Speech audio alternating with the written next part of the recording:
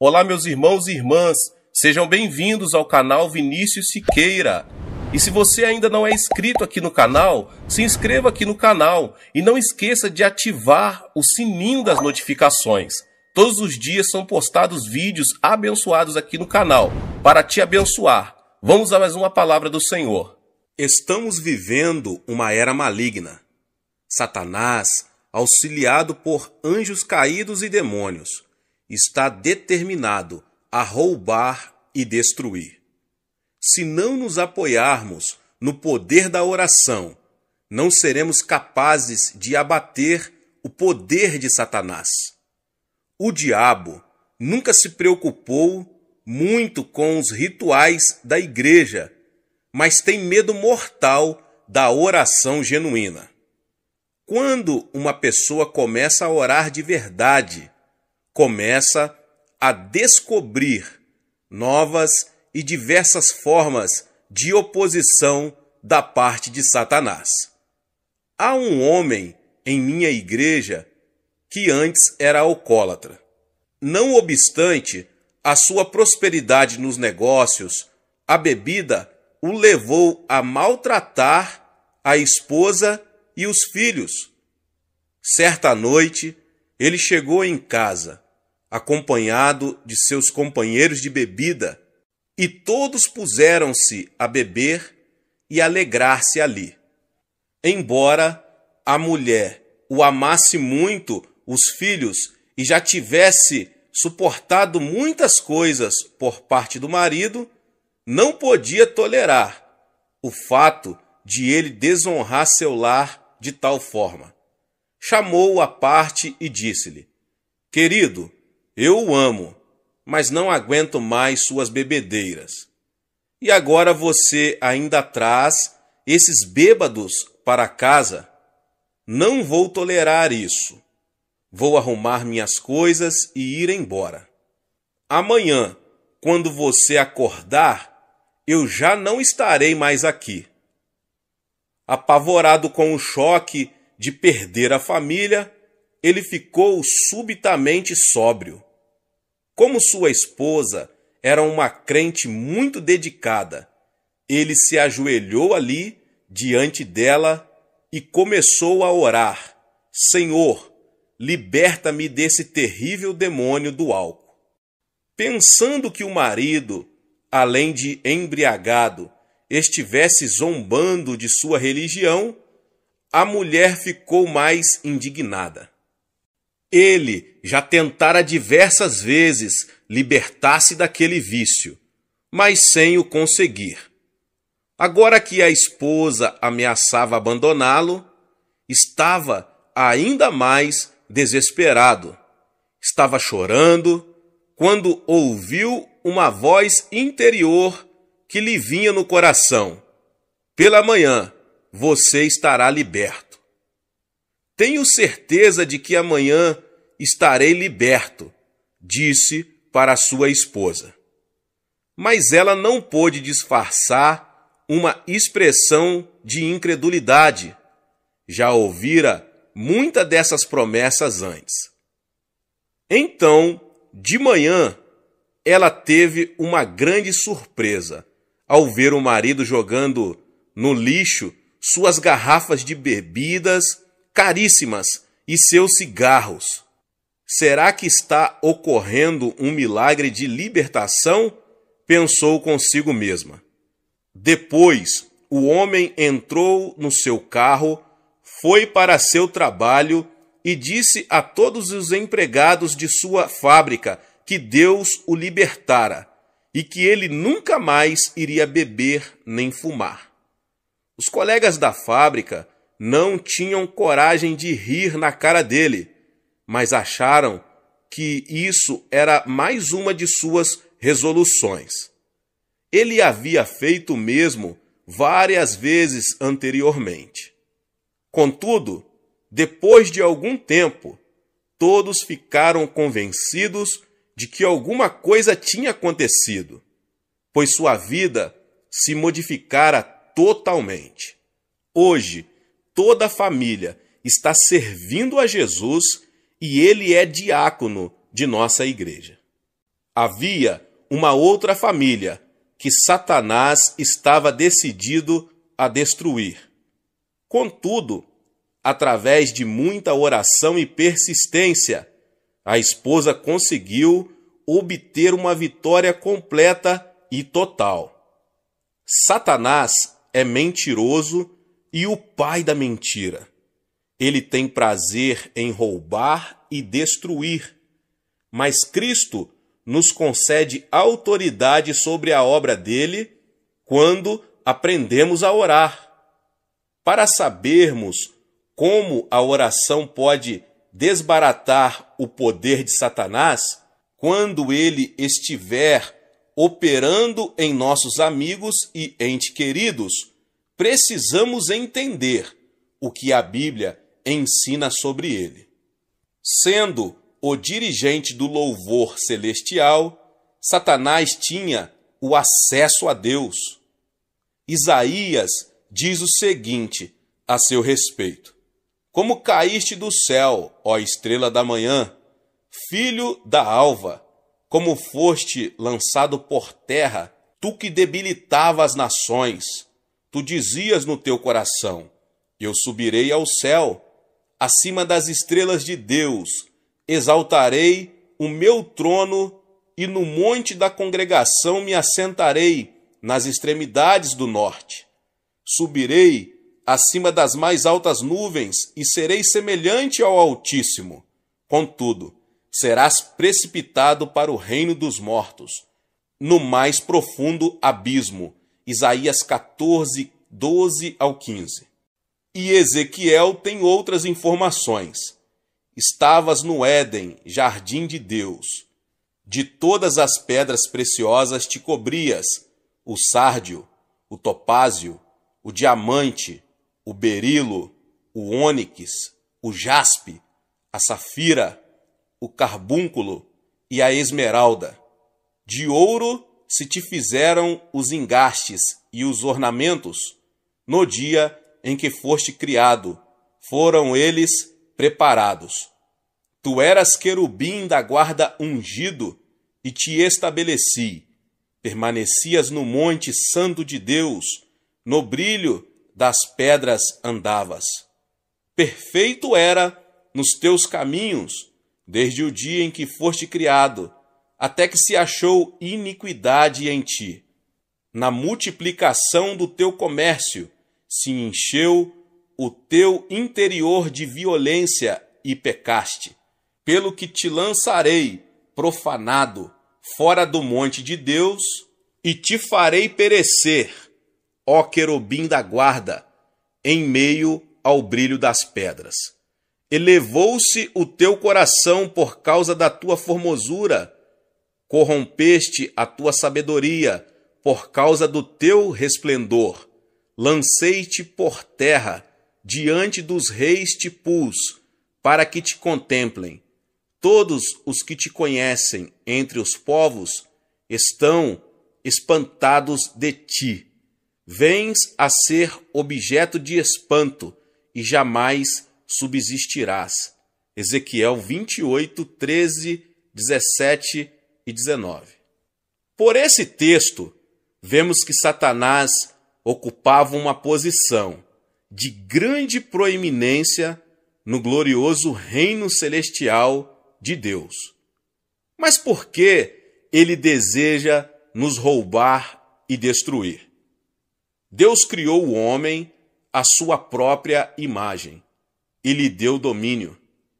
Satanás teve inveja da posição que o homem ocupava e desde o início tentou destruir essa criatura especial de Deus.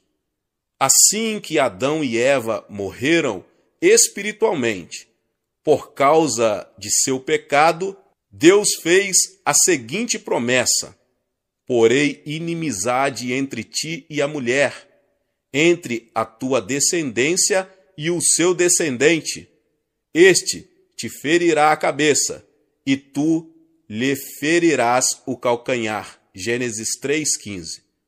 Assim, Satanás sabe que sua derrota final e suprema virá por meio da humanidade. Examinando a história humana, vemos que ele tem tentado impedir que essa promessa se realize.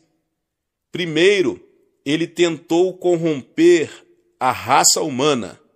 Como se foram multiplicando os homens na terra e lhes nasceram filhas, vendo os filhos de Deus que as filhas dos homens eram formosas, tomaram para si mulheres, as que entre todas mais lhe agradaram. Então disse o Senhor: o meu espírito não agirá para sempre no homem, pois este é carnal, e os seus dias serão 120 anos. Ora, naquele tempo havia gigantes na terra, e também depois, quando os filhos de Deus possuíram as filhas dos homens, os quais lhes deram filhos. Estes foram valentes, varões de renome na antiguidade.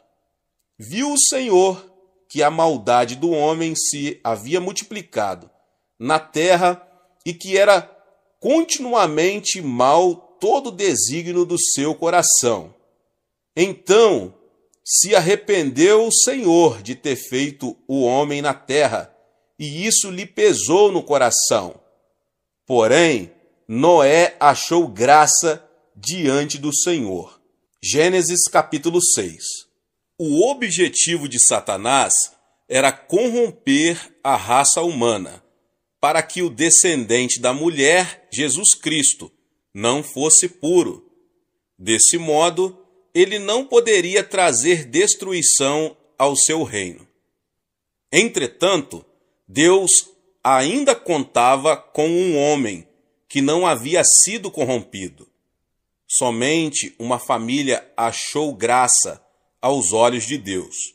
Assim, Noé foi o meio pelo qual toda a raça humana se salvou de uma destruição total e completa. Mas Satanás continuou com sua oposição, tentando destruir o povo de Israel. Depois fez tentativas para destruir o Cristo menino. Por fim, fez com que o Filho de Deus fosse pendurado numa cruz. Mas a cruz não significou o fim de Jesus, pois foi exatamente pela morte de nosso Senhor na cruz que ele derrotou a Satanás. E é pela morte e ressurreição de Jesus Cristo que nós também temos autoridade sobre Satanás e suas obras. Desse modo, somos mais que vencedores por meio daquele que nos amou. Como exercer essa autoridade em oração? Como eu disse antes, Satanás faz mais oposição às orações do povo de Deus do que a qualquer outra coisa. Isso é mostrado claramente no livro de Daniel. Daniel ainda era jovem quando foi levado cativo para a Babilônia no ano 605 a.C. Mas Deus fez com que esse cativeiro se tornasse o meio pelo qual Daniel chegou a uma posição-chave no maior império daqueles dias. Assim como José, que prosperou no Egito, embora passando por reveses temporários, assim também Daniel foi usado por Deus, pelo fato de possuir o dom de interpretação de sonhos. Esse dom foi usado depois para revelar uma visão tão precisa de acontecimentos futuros que houve quem duvidasse da autenticidade de seu livro. No primeiro ano do governo de Dário, futuro governante universal do Oriente Médio, Daniel recebeu uma interpretação especial do texto de Jeremias 25:13. Ao perceber as implicações dessa nova interpretação para Jerusalém, começou sua conhecida oração intercessora em favor de seu povo. Principiou por confessar seus pecados, embora sua inabalável fidelidade a Deus fosse reconhecida por todos os judeus que se encontravam no cativeiro. Depois passou a pedir perdão para o seu povo, como vemos no capítulo 9. Em seguida, ele se põe a pedir o favor de Deus para seu povo. Ó Senhor, segundo todas as tuas justiças, aparte-se a tua ira e o teu furor da tua cidade de Jerusalém, do teu santo monte, porquanto, por causa dos nossos pecados e por causa das iniquidades de nossos pais, se tornaram Jerusalém e o teu povo opróbrio para todos os que estão em redor de nós. Agora, pois, ó Deus nosso, ouve a oração do teu servo e as suas súplicas, e sobre o teu santuário assolado, faze resplandecer o rosto, por amor do Senhor. Daniel 9, 16 e 17. E continuando em oração, sua súplica se tornou mais intensa e ardorosa. Ó Senhor, ouve, ó Senhor, perdoa. Ó Senhor, atende-nos e age. Não te retardes, por amor de ti mesmo. Ó Deus meu, porque a tua cidade e o teu povo são chamados pelo teu nome. E como Daniel permanecesse em oração, Deus mandou o anjo Gabriel para ir falar-lhe.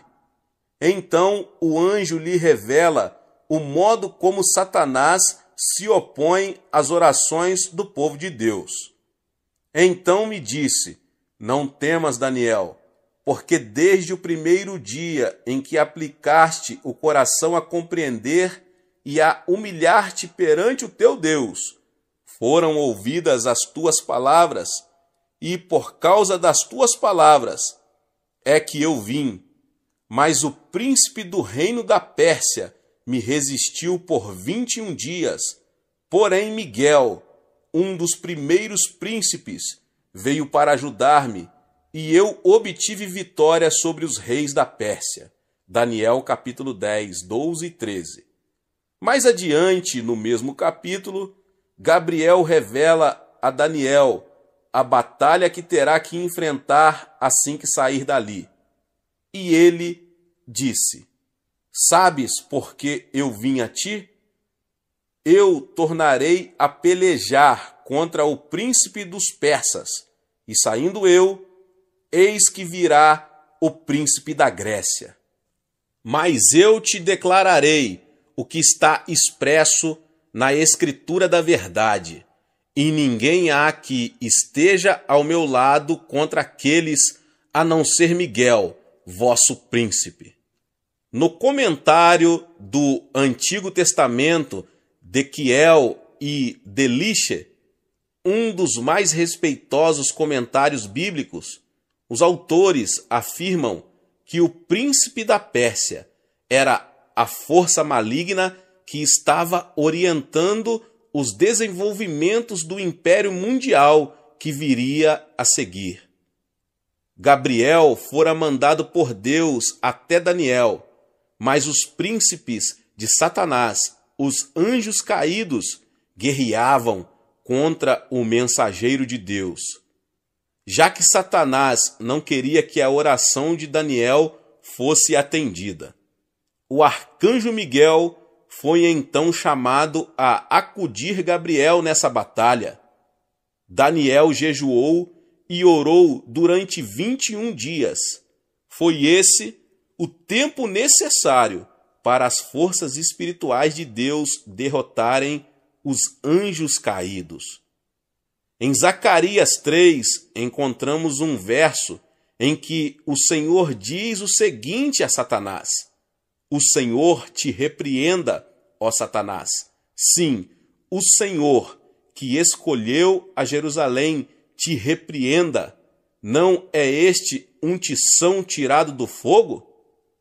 Paulo também compreendeu bem a batalha espiritual que temos de enfrentar, pois disse: porque a nossa luta não é contra o sangue e a carne, e sim contra os principados e potestades, contra os dominadores deste mundo tenebroso, contra as forças espirituais do mal, nas regiões celestes. Efésios 6,12.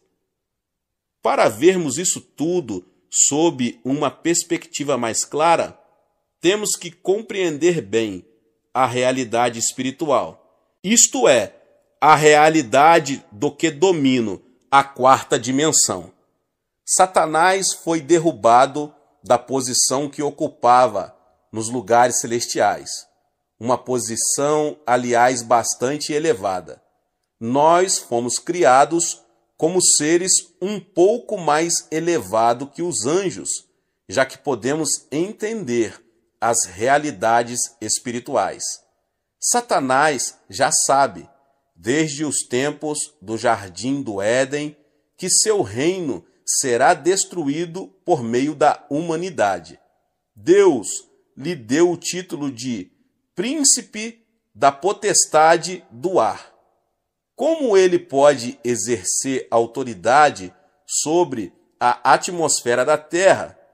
Ele tem conseguido exercer influência sobre as nações. Contudo, Deus tinha dado autoridade ao homem, mas este a perdeu por ocasião da queda, devido ao pecado de Adão. Entretanto, nunca houve uma época em que não houvesse uma testemunha de Deus no mundo. Seu povo sempre pôde exercer autoridade através da oração e intercessão. Depois, Cristo veio ao mundo e permitiu que os homens o julgassem e crucificassem. Contudo, pela sua vida sem pecado, sua morte propiciatória na cruz e sua gloriosa ressurreição, ele ficou com as chaves da morte e do túmulo e recebeu toda a autoridade. Mateus 28:18. E hoje, temos diante de nós a ordem de ir ao mundo todo e fazer discípulos de todas as nações para o reino de Deus. E essa ordem é fundamentada pelo fato de que Cristo conquistou toda a autoridade no céu e na terra. Quando aprendemos a orar no Espírito Santo e entendemos que recebemos autoridade espiritual, podemos imobilizar as forças de Satanás que atuam numa pessoa, em comunidades e até em nações. Entretanto, Satanás, que é um mentiroso e pai da mentira, tenta convencer-nos de que ele está no controle de tudo. Mas quando aprendemos a jejuar e orar e exercitar nossa legítima autoridade espiritual, Satanás e suas hostes são obrigados a se renderem à vontade de Deus. Como é essencial que conheçamos e compreendamos a importância da oração. Mas se não aprendermos a orar, não haverá meios de vermos a vontade de Deus realizada em nossa vida e ministério. Contudo, como já afirmei anteriormente, primeiro precisamos ter o desejo de orar. Nosso problema é que pensamos muito sobre a oração, lemos muita coisa a respeito dela e até recebemos instruções acerca da oração, mas não oramos. Chegou a hora de compreendermos que a oração é a fonte do poder. Chegou a hora de permitirmos que o Espírito Santo opere em nós um novo quebrantamento e submissão a Deus. Chegou a hora de aprendermos a exercitar nossa autoridade espiritual, procurando impedir a oposição de demônios. Chegou a hora de orarmos. Glória a Deus. Deus abençoe a sua vida, você que ouviu essa palavra. Talvez você chegou aqui pela primeira vez e ainda não é inscrito no canal. Se inscreva no canal e ative o sininho das notificações. Todos os dias são postados vídeos abençoados aqui no canal para te abençoar. Deixe o seu like e não esqueça de compartilhar esta palavra com mais pessoas. Amém.